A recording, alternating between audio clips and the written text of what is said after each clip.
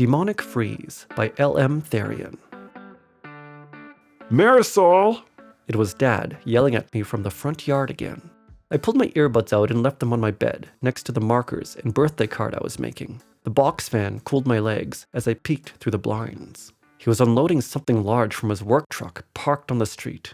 I cracked open the window and pushed my mouth into the gap. I don't have to help you anymore. Why not?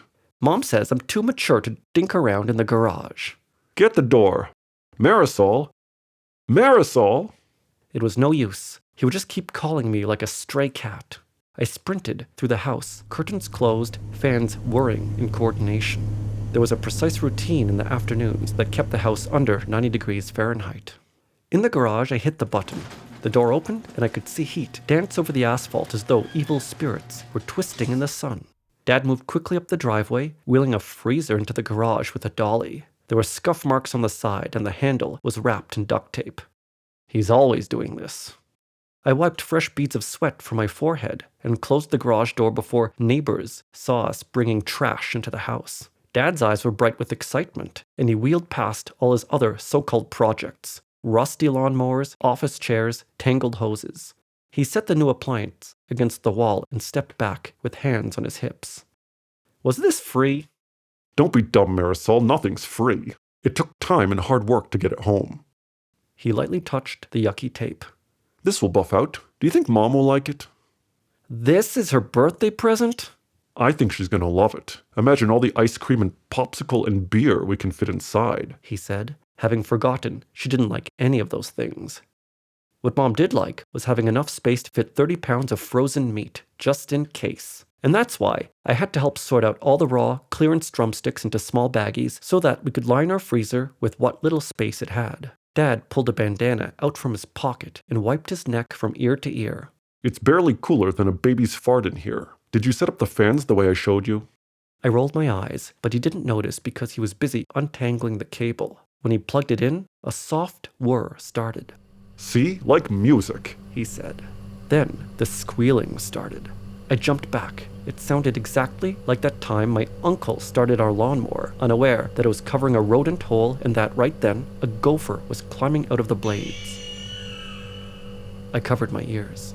It sounds like it has dual motors, he shouted, inspecting the back panel. The noise separated into two pitches, a low thrumming and a metallic scream. It's really efficient, he said. When he opened the freezer door, a gust of frosty air rolled out. Desperate for a hit of cold air, I stepped in front of him, leaning in, and I swear one of the beads of sweat froze on my face. But it was short-lived because Dad closed the freezer and ushered me into the house. Maybe it's too loud? He asked, once we were inside. I didn't want to admit anything, while still feeling that blissful, numbing bite on my cheeks. But the heat from the hallway overtook me, and I was flushing again. Without the low motor sounds and the cold air to distract me, it was harder to ignore the overwhelming high-pitched cry from the freezer. Definitely too loud, I agreed. Dad stood, looking around the hallway without focusing on a single point. Mom called this his thinking eyes. Within an hour, she'd be back from taking Grandma to the eye doctor, and we both knew that's how long he had to get his gift working. I bet it's just too echoey. Go find something from the kitchen we can freeze. Something that takes up space to dampen the acoustics. I'll grab machine oil from the shed. 5 minutes later, I was waiting with my back against the garage entry door. A large bag of cold tater tots laid on one forearm and a half-eaten raspberry cheesecake balanced on top. I stared at yesterday's date on the yellow sell-by sticker until Dad came back with a can of WD-40. We entered together, and I almost turned back from the noise alone, but he pushed me forward. I opened the freezer door, and we both stopped to feel the Arctic breeze that blew into the garage while a cold mist surrounded our ankles. I put the tots and the cake on the middle shelf. The inside of the freezer still looked so barren, even though the two items had filled my arms. Let's leave it open while we grease the back, Dad told me. He sprayed everything, even the coil, which seemed excessive. I understood his panic. Mom had sensitive ears and stern house rules. While we were both kneeling to reach the motor, the door shut on its own and the noise level dropped. My scrunched face relaxed as soon as the ringing in my ears lessened. I got up and opened the door again. The light clicked on. Somehow the tots and cake had been wrecked. Potato bits were everywhere, and the bag they came in was shredded. The cheesecake had it worse. Berry filling was smeared into a message on the back wall. Meat. Dad! He got off the floor and gasped. What the heck? He reached inside. I slapped his hand down. Don't put your hand in there. Look what it says. Meat? Am I reading that right? We both stared. Hey, it got quieter after, eating. Maybe we should try and give it a few meat scraps, I told him, shrugging. This is not a game, Marisol. We are clearly dealing with something. But Dad, it's so cold. The coldest I've ever felt. Yeah, it's colder than ice, he said. But Mom will hate it if it's this noisy, I said. She's always had sensitive ears, he agreed. He dabbed his bandana under his chin and looked all around the garage, his thinking eyes. Meat, huh? What about the leftovers? I said. Mom had burnt the ground beef so badly the smoke alarm went off. I could happily sacrifice that to the freezer. That's a good idea. Go get last night's dinner, some lunch meat, anything you can think of. Quick now, Marisol. Inside, the heat enveloped me like a warm blanket, and my goosebumps settled back into sweat. I rummaged in the fridge, grabbing everything I've been told, plus some frozen drumsticks that were encased in pink juice.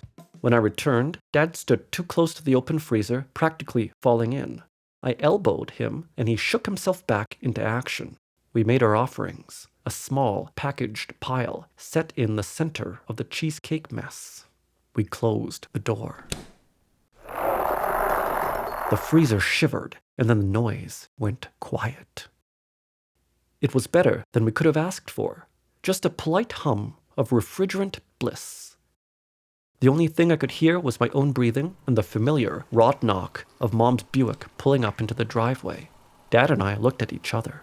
He yanked the handle, and a new gust of cold air billowed out like a sigh of contentment. The drumstick and the lunch meat were gone. Dad picked up the lingering leftovers that would hardly appeal to the garbage can. Put these back in the house before your mom sees we're playing with them.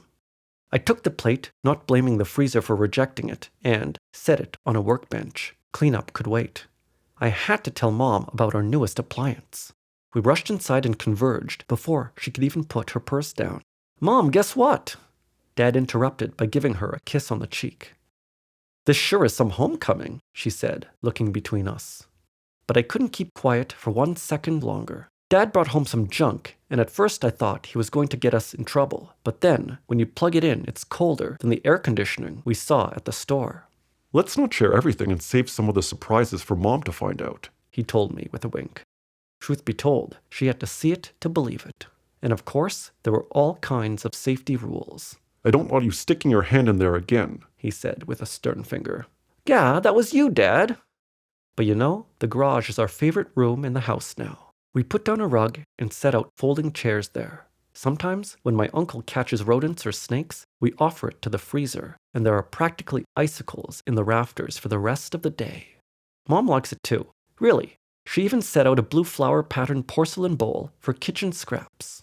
Right now, I'm headed to the freezer with a little bit of gristle and bones. She said we could have her birthday cake out there next week if Dad moves out his other projects.